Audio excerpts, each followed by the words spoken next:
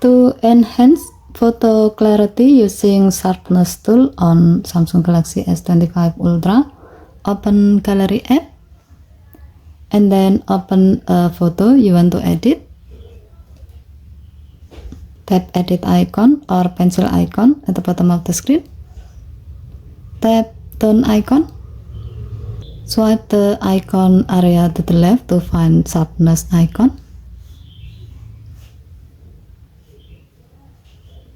Here you can use the slider to increase the sharpness to enhance detail and make the image clearer.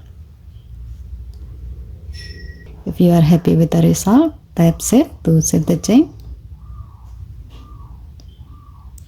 As a note, the sharpness tool is great for improving photo clarity and making details pop.